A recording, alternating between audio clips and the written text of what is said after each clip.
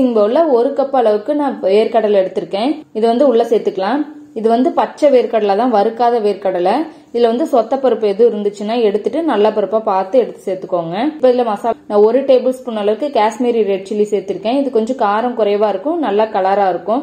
நீங்க நார்மல் மிளகாய் தூள் சேர்த்துக்கிற மாதிரி இருந்தா 1 டீஸ்பூன் அளவுக்கு சேர்த்துக்கோங்க. அப்படி இல்லை உங்களுக்கு காரத்துக்கு தகுந்த மாதிரி சேர்த்துக்கோங்க. இதுல 2 டேபிள் ஸ்பூன் கடலை மாவு சேர்த்துக்கோங்க. இது கூட 1 டேபிள் ஸ்பூன் அரிசி மாவு சேர்த்துக்கோங்க. இல்ல ஒரு 1/4 டீஸ்பூன் அளவுக்கு பெருங்காயத்தூள் சேர்த்துக்கோங்க. இப்ப இதுல ஒரு 1/2 டீஸ்பூனுக்கு கொஞ்சம் அதிகமா உப்பு சேர்த்துக்கோங்க. இதுல ஒரு 1/2 டீஸ்பூன் பூண்டு பேஸ்ட் சேர்த்துக்கோங்க. பூண்டு மட்டும் அரைச்சு அந்த விழுது சேர்த்துக்கோங்க. சேர்த்துட்டு இதெல்லாம் நல்லா ஒரு வாட்டி நல்லா தேய்ச்சி கலந்து விட்டுருங்க. இந்த அளவுக்கு நம்ம நல்லா கலந்ததுக்கு அப்புறம் இதை வந்து பொரிக்கிறதுக்கு நம்ம எண்ணெய் காய வச்சிருக்கோம், காஞ்சிட்டு இருக்கு. அந்த எண்ணெயில இருந்து 1/2 டேபிள் ஸ்பூன் அளவுக்கு நல்ல சூடான எண்ணெயா எடுத்து சேர்த்துக்கோங்க. எண்ணெய் நல்லா சூடா இருக்கணும். இப்படி நம்ம சேர்த்து செய்யறதுனால நல்ல கிறிஸ்பியா வரும். நல்லா வந்து மேல இருக்கிற மாவு வந்து நமக்கு நல்ல மொறு மொறுன்னு சேர்த்துட்டு ஒரு ஸ்பூன் வச்சு நல்லா கலந்து விட்டுருங்க.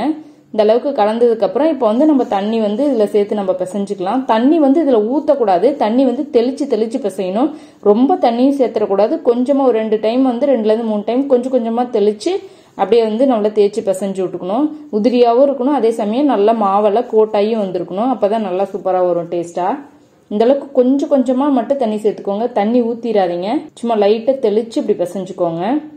கொஞ்சம் லைட்டா நான் தெளிச்சுக்கிறேன். இந்த அளவுக்கு தான் லைட்டா தான் தெளிக்கணும், ரொம்ப தண்ணி ஊத்திடக்கூடாது. அப்புறமா கடலை தனியா மசாலா தனியா எல்லாமே பிரிஞ்சு வந்துடும். இந்த அளவுக்கு நல்லா அப்படியே கோட்டாகி வரணும். இப்போ வந்து போட்டோம்னா நம்மளுக்கு நல்லா சரியா இருக்கும். இப்போ எண்ணெய் வந்து நம்மளுக்கு காஞ்சிட்டு இருக்கு.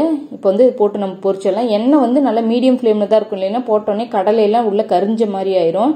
நல்லா மீடியம் ஃப்ளேம்ல வச்சுக்கோங்க. கொஞ்சம் குறைவான தீயில வச்சுட்டு இப்படி அள்ளி வந்து நல்லாவே போட்டுக்கலாம். ஒவ்வொன்றா போடுற மாதிரி இருந்ததுன்னா ரொம்ப டைம் ஆகும். நம்ம போட்டு எடுக்கிறதுக்குள்ள நம்ம ஃபர்ஸ்ட் போட்ட பருப்புல கரைஞ்சிரும். இந்த மாதிரி போட்டதுக்கு அப்புறம் நீங்க நிறையவே சேர்த்துக்கோங்க. சேர்த்துட்டு இப்படி உடனே தட்டி விட்டுருங்க. இப்படி தட்டி விட்டீங்கன்னா மசாலாலாம் எதுவுமே பிரியாது, பயப்படாதீங்க.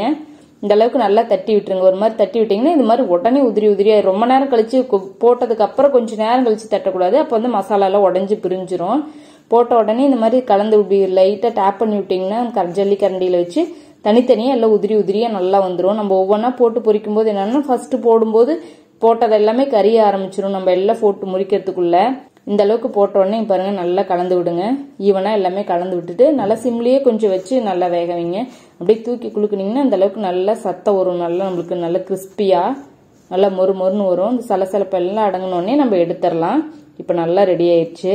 இதே மாதிரி கொஞ்சம் பேட்சா போட்டு போறீங்க. இப்போ வந்து இதுலயே நம்ம கொஞ்சம் கார்னிஷிங்க்கு கறிவேப்பிலை சேர்த்துக்கலாம். சேர்த்து இதுலயும் பொரிச்சு அதுல சேர்த்துடலாம். இந்த அளவுக்கு நல்லா பொரிச்சாச்சு. இதையும் அதுல சேர்த்துக்கலாம். அவ்வளவுதாங்க. நல்லா பாருங்க உதிரியா நல்லா சூப்பரா வந்துருச்சு. நல்ல மொறுன்னு இருக்கு. நம்ம சூப்பரான மசாலா வேர்க்கடலை ரொம்ப குயிக்கா ரெடி ஆயிடுச்சு. இந்த ரெசிபி நீங்களும் வீட்டுல ட்ரை பண்ணி பாருங்க. உங்களுக்கு பிடிச்சிருந்துச்சுன்னா லைக் பண்ணுங்க, ஷேர் பண்ணுங்க. நம்ம தெய்வாஸ் நலபாவம் சேனலுக்கு சப்ஸ்கிரைப் பண்ணுங்க.